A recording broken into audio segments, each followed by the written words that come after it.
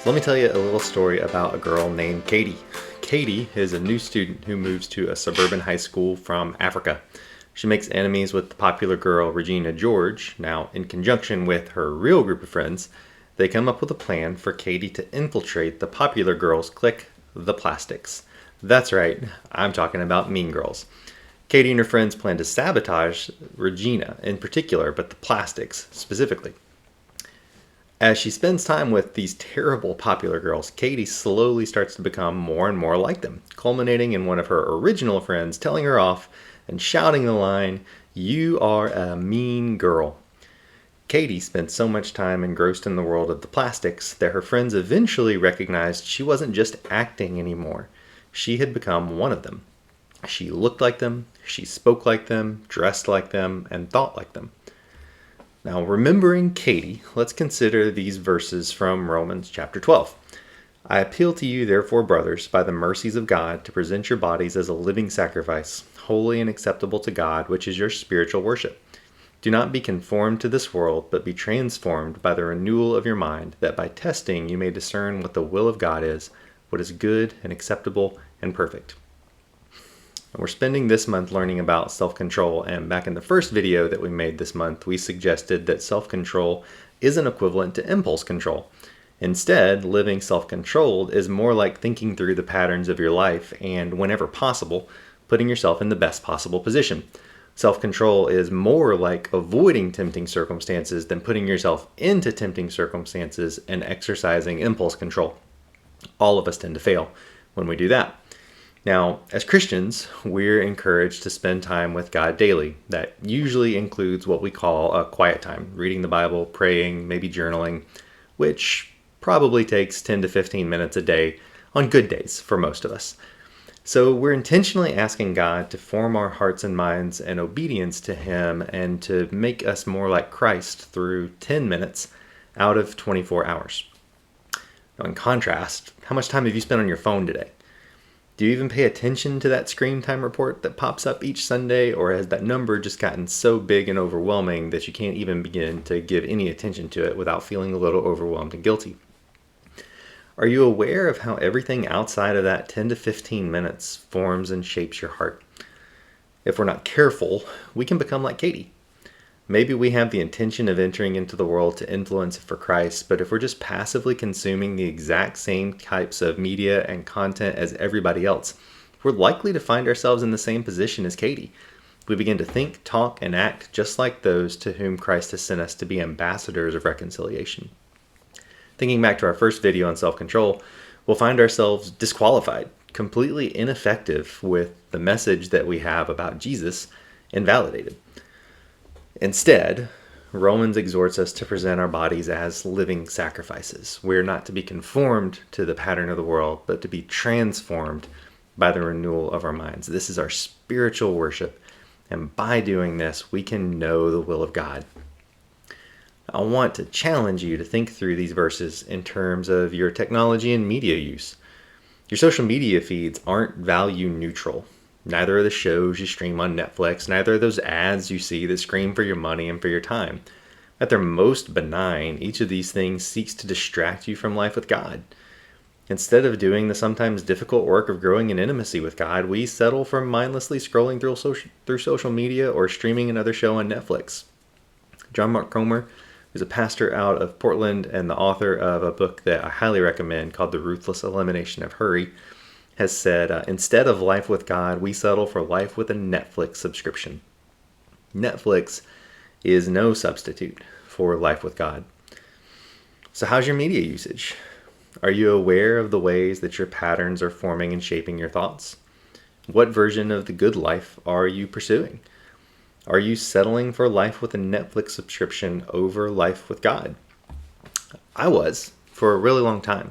About this time last year, right when COVID first hit, I took a lot of time to kind of reevaluate my life. Some of that was in response to reading John Mark Comer's book, The Ruthless Elimination of Hurry. And I really began to take stock of, hey, I feel like I am just distracting myself to death. I feel like I'm filling my life and my time and my mind and my heart with all these things that are keeping me from doing some of the difficult things dealing with some of the difficult circumstances, having hard conversations, doing things that will be uncomfortable for me. So instead, I'm just going to bury myself in a game on my phone or scrolling through Facebook or getting drawn into Facebook arguments with people. When I first had this realization, I remember the Sunday morning that my screen time report popped up and it said 5.5 hours a day. And I knew that was just entirely too much. So what I did was I then went about figuring out how to eliminate those things from my life. I deleted all the games on my phone. I deleted social media. I deleted my email.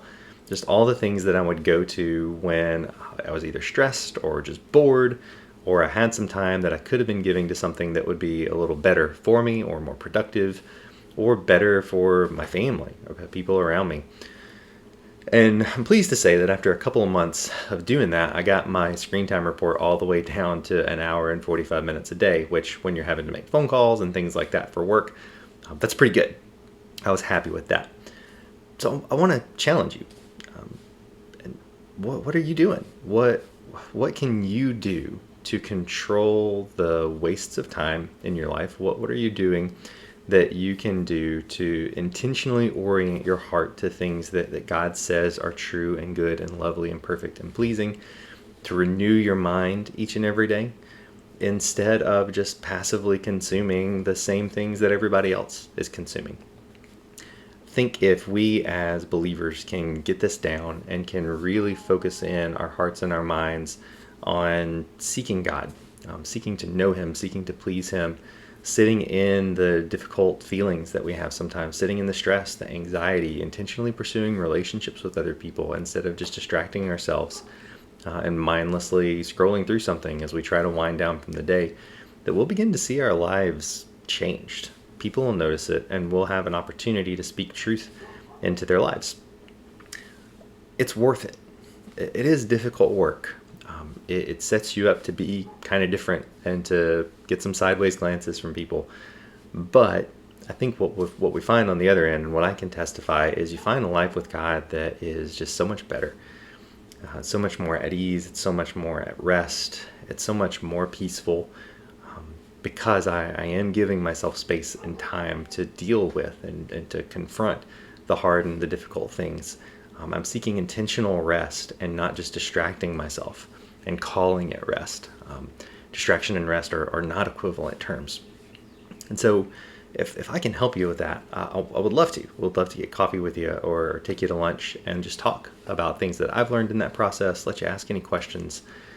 I know this is a difficult thing, but allowing ourselves to be transformed by the renewal of our mind, especially in the way we think about technology usage.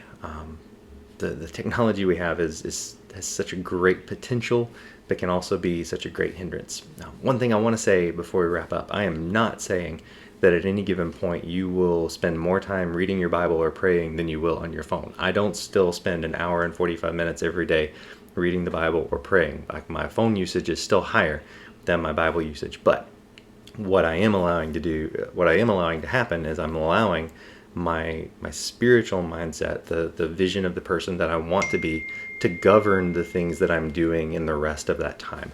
The time equivalency is never going to be 1-to-1 or even greater than that for your spiritual stuff, especially when you're a student. You just don't have that much time.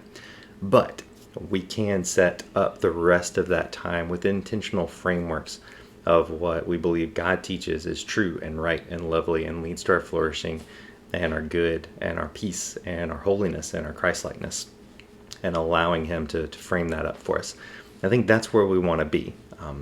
We're never going to get to that point where we're likely never to get to that point where we're spending more time on spiritual things than we are on anything else. So it's not so much about putting Jesus first in the sense of giving Him more time than everybody else. It's more like intentionally choosing to allow Jesus to be the glasses with which we view the world. You know, we choose to take on that lens. We choose to put that on every single day and allow His word, His priorities, the fruit of His Spirit to frame up our choices, our interactions, the way we spend our time.